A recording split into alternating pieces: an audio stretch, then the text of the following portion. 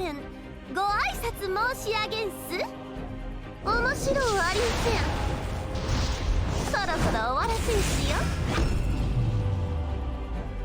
Okay, wow. Holy moly.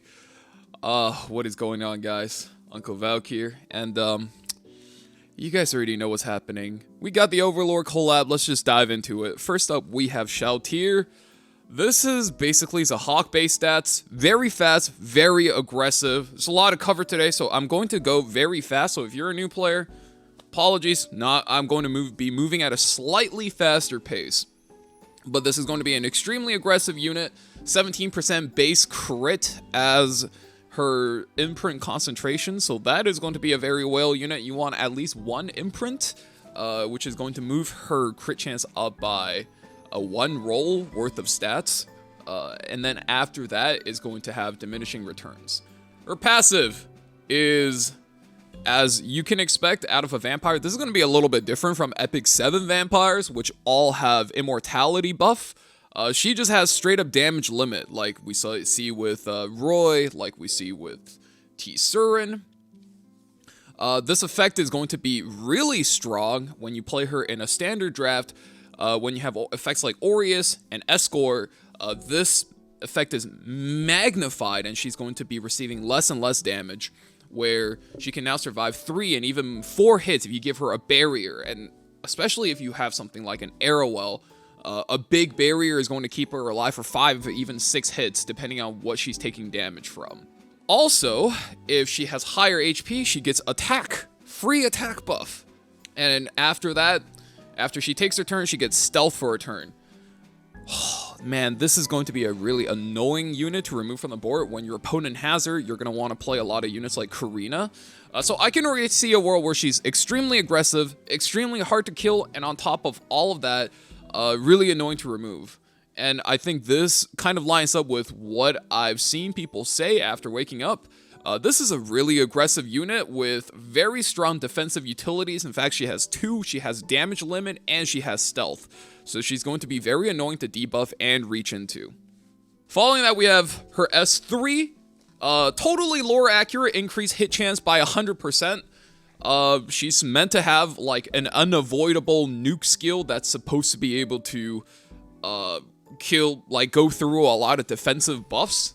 So dispels all buffs, have 100% hit chance, and then ignore ER. So as long as she can have higher attack than her target, she will strip all of their buffs. Strip invincibility, strip evasion buff, because the dispel all buffs comes before the attack. The skill order is insanely important in Epic 7, and oh my god. Let's not forget, guys, she gets her own attack buff, so she is guaranteed almost to have higher attack than her target. And then as far as her S1 goes, her turn-to-turn utility, this is just an injury S1. You might not think this is much, but take consideration of what the meta is right now. A lot of Leia, a lot of Arrowwell, so the fact that she can attack every turn and then also inflict injury, and on top of that, you can soul burn her to inflict up to 20% of a target's max health. This is going to massively slow down the Leia epidemic that's been taking over the game. It's going to make it really hard to play Leia. Leia can't one-shot her. She has elemental advantage on Leia, and on top of all of that, the injury will taper off the damage. So this is a spot-on Leia counter. Really excited to see her. And then as far as her artifact goes, you guys got the collaboration special. Usually collaboration artifacts are, I would say most of the time, I would say Espa was kind of a miss outside of Karina's artifact. And then I think Slime was kind of a miss. But Guardian Ice Crystal from ReZero is one of those artifacts that just absolutely power crept anything in the game, and I think Pipette Lance is kind of the same. 20% damage and absorbs 15% of damage dealt as HP is essentially, it's not as much healing as something like Sigur's Scythe or Golden Rose. So in that aspect, it doesn't power creep those two specifically, but this one offers a really strong alternative of having both effects at the same time. And that's the part of her kit you really want to pay attention to. It only works on single attacks, but Shalltear is a single target nuker, so that is a-okay with me. Now, in terms of how she's going to be played, I will probably be trying 2 builds on released. Number 1 build is going to be a somewhere between 240 to 260 speed, a high damage build. That one is meant to just get a lot of value out of her S3. We nuke the enemy's Aiden, and we just start poking their Leia turn by turn by turn, drop the injury, and just use her as almost like how Assassin Coley is played back in the day. The other build you want to play with her, or at least I'm going to try, is a Destruction Set nuking build, probably around 185 to 190 speed. And the reason I want to play that is I want to see if you build her with a lot of damage numbers, maybe set her up with like 1 damage buff, Enrage from Sea Phantom Politis, you got Vigor from Conqueror Lilius, or you get crit damage buff from something like maybe a Sage Vivian, and then just seeing if she has any chance to one-shot a Abyssal Euphine, because if you can one-shot something like Abyssal Euphine, she's gonna feel pretty good.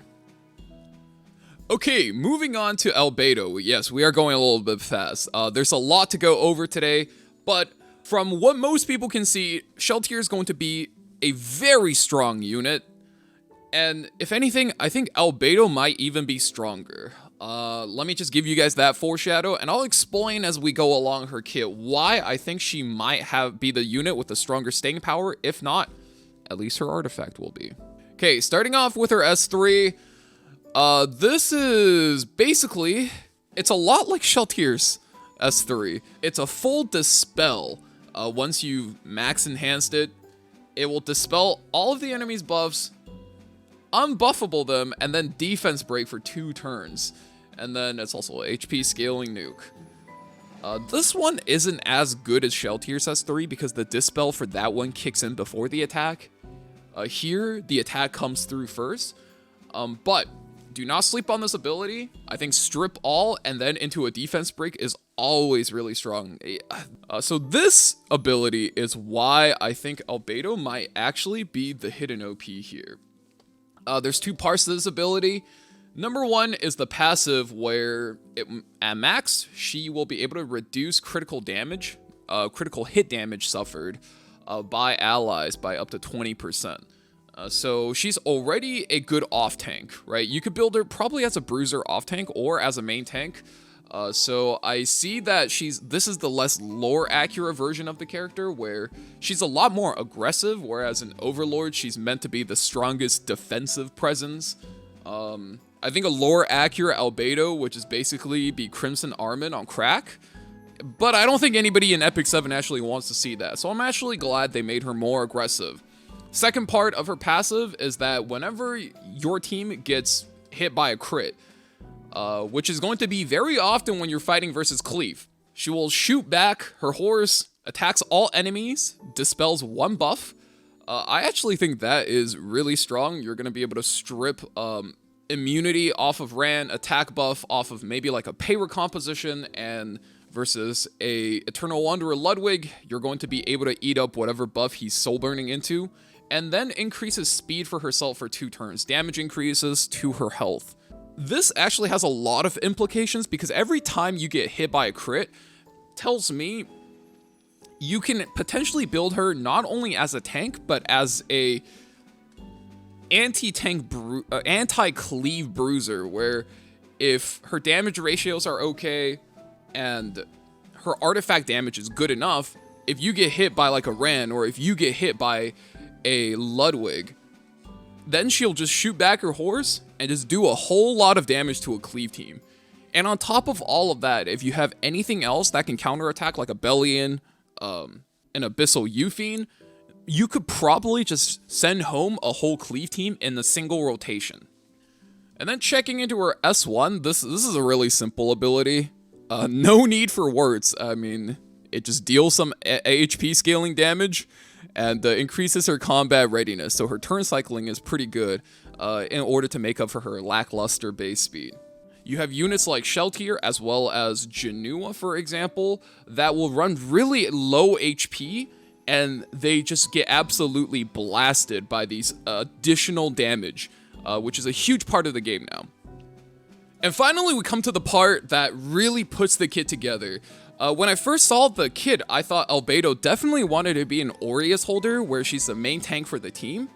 But after seeing the artifact, I'm almost convinced Smilegate wants for us to play her as a bruiser, as an off tank, just to have the additional way of outputting damage with an HP scaling unit.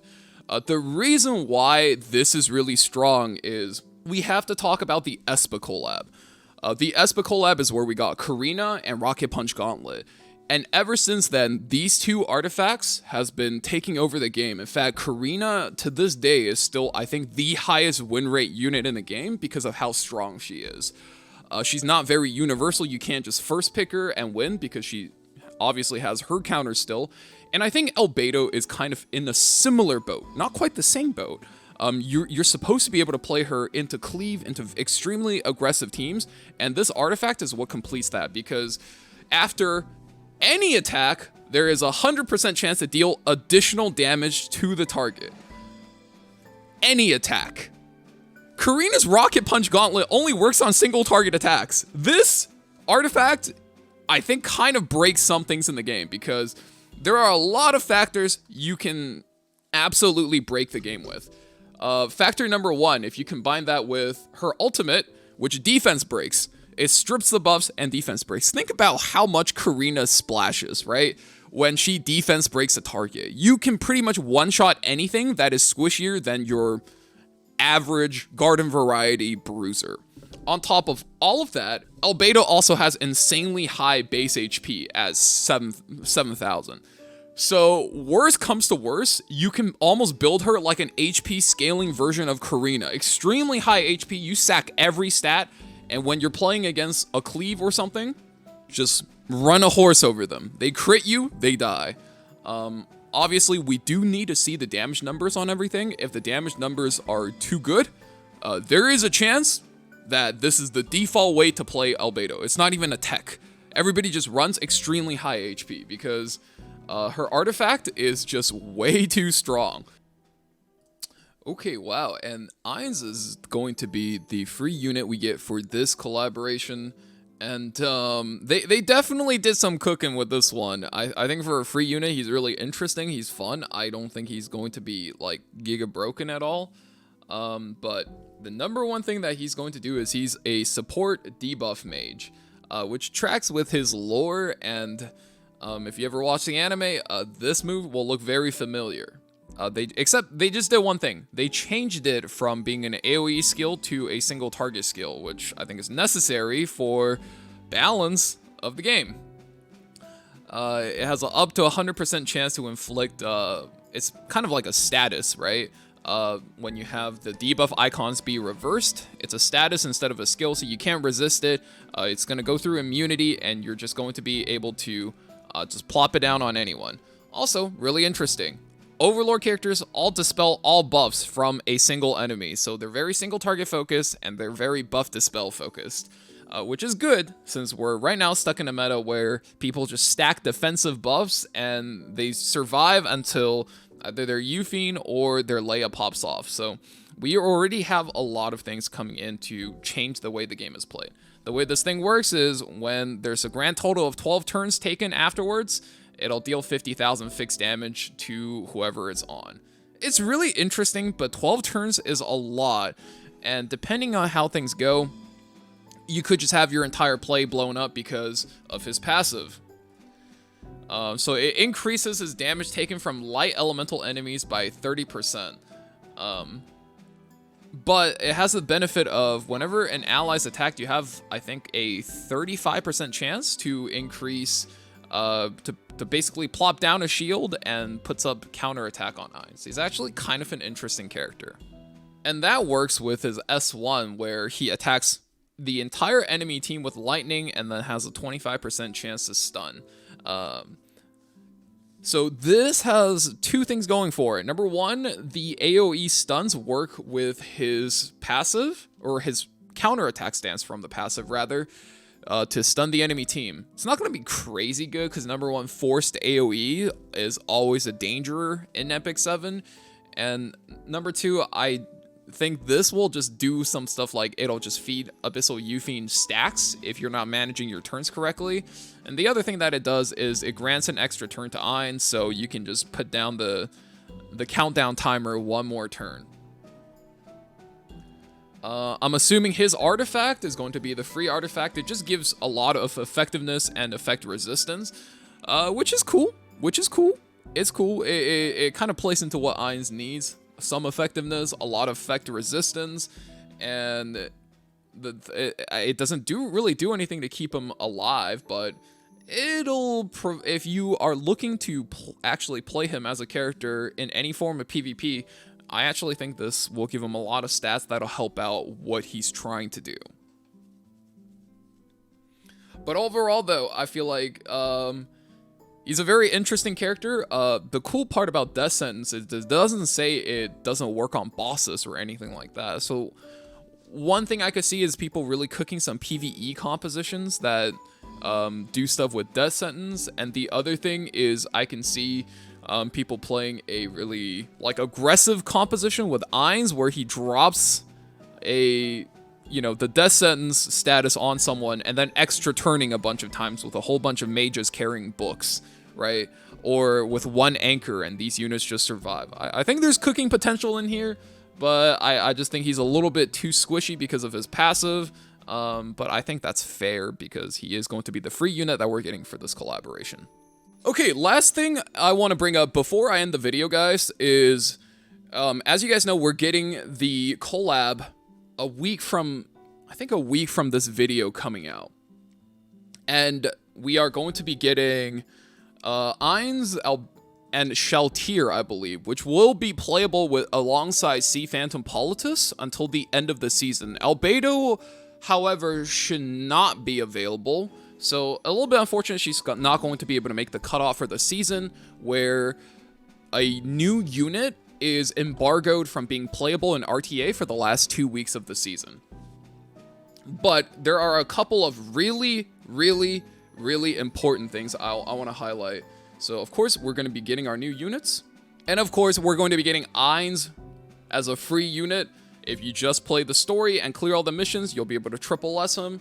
But the real thing that I think makes this event insane is this. Now, if you guys remember the Luluka and Lethe summer side story from last year, this is by far the most insane way to farm up high quality gear for your account.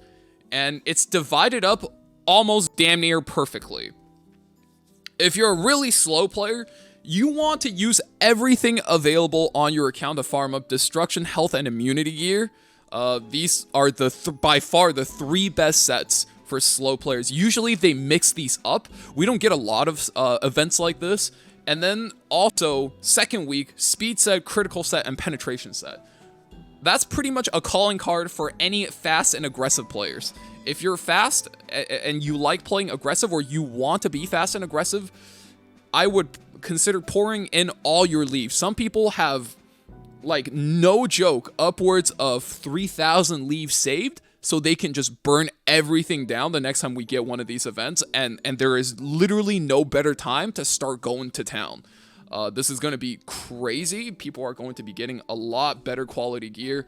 So if you are a new player and you're coming in because of the collaboration, it is an excellent time to start catching up to some of these late game players, because as long as you have some semblance of ways to clear this content, you will get gear. That is not even a question. This event, last time it was here, was so good when it came to gear income, and I don't doubt that it's going to once again break the gear economy of the game. It's one of the most bottlenecking things about the game, so this is going to be crazy. And of course, we have a check-in event as well. We love free stuff, but I like these gear side stories just much better.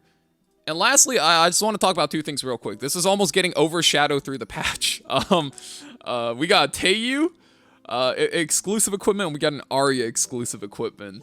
The most insane thing I see about this is either you can get combat readiness on his passive after an enemy uses a non-attack skill, so you can skip his artifact and run an actual artifact that can keep him alive, or S3, you can play him very aggressively, where now he can reset every unit on the enemy team. So it actually increases his viability quite a bit. I don't think he'll be crazy good because he's still an RGB DPS without crazy ways to cheat out stats like Janua, but it'll make him a little bit more usable. And you know, I didn't think we'd be getting this, but Arya is also getting a exclusive equipment. It gives her up to 16% effect resist, which is really strong because she's one of those units that's really hard to gear well. You can almost always put together a working build for her, but it'll almost always feel a little bit lackluster, whether it's damage or she's not tanky enough, or she doesn't have enough effect resist to keep her counter buff up all the time, which is something she extremely wants to do, and now you can essentially fulfill both. Your S1 can hit a little bit harder. The effects are kind of whatever, because it's just about giving her a lot of things, small things that add up to a big difference. 16 effectiveness, or ER, as well as 10% damage, either on the passive or on the S1, which I think the S1 is probably the more valuable one. And if you play her in any aggressive way, and there are extremely aggressive ways to actually cleave with Arya, you do get an additional focus, which means you'll only need one book. So you start the game, get one focus, soul burn for another focus, and then you press S3 and you blow up the entire enemy team with a really aggressive Arya build. Okay, and that is this entire patch in one video. Wow. I don't even know what to say. Big changes are actually coming to the game. I think the game, especially since the Awakened Potential system's been scrapped, kind of has been floating, just treading water, because, you know, the dev team needs a little bit of time to regroup and figure out where they want to take the game directionally. And I think this is one of those opportunities where they really address some of the problems in the game, like Leia Euphine spam, and there are a lot of ways. I think the game is moving in a new direction now, where we are going to be playing a very different game a month down the line, and I'm really excited for these new collaboration units alongside Sea Spear of Politis. So let me know what you guys think, because I'm pretty excited about this patch, and I don't think I've been this excited about a patch for a while. So yeah, that's all I got for you guys. I hope to see you guys in the next video. That's all I got for this one. If you enjoyed, like and subscribe. I don't remember how I do my intros. It's been a while since I did one of these. Have a great one. Stay safe out there. See ya.